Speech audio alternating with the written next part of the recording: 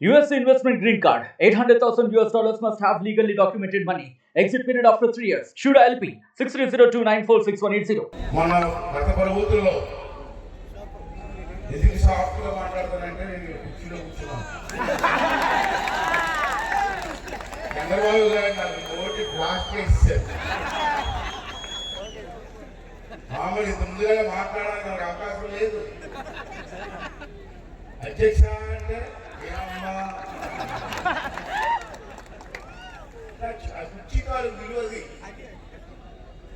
రాజ్యాంగం పద్ధతి కుర్చీ అది ఎవరికో కానీ అదృష్టం రాదు.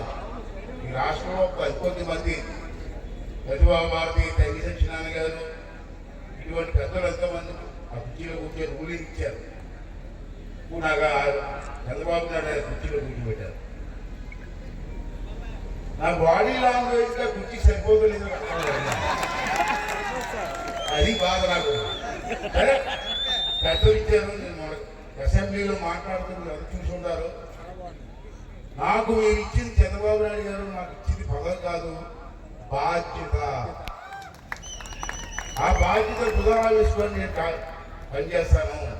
అనకాపల్లి పార్లమెంటు నియోజకవర్గంలో ఎప్పుడైతే మా పేరు అనౌన్స్ చేసినప్పుడు నేను మొట్టమొదటిగా ఫోన్ చేసి ఆర్సీసీలు తీసుకున్న వ్యక్తి అయ్యన్న పాత్రుడు గారు.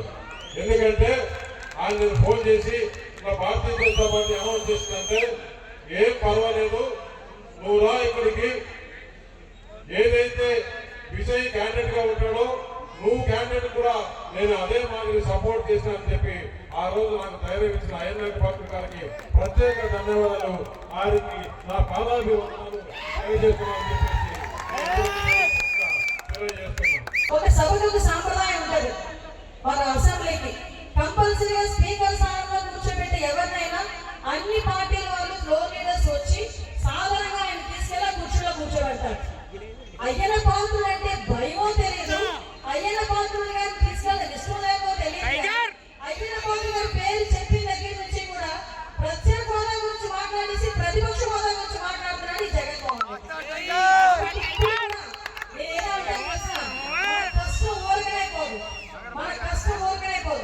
అసెంబ్లీలో చంద్రబాబు నాయుడు గారు ఎలా అవమానించాడంటే, ఒక ఇద్దరు అటు నుంచి ఇటువైపు వచ్చారంటే నీ ప్రతిపక్ష హోదా కూడా పోద్ది, ప్రతిపక్ష హోదా రాకుండా ఉంటావు చూసుకో అని ఆ రోజు మాట్లాడాడు.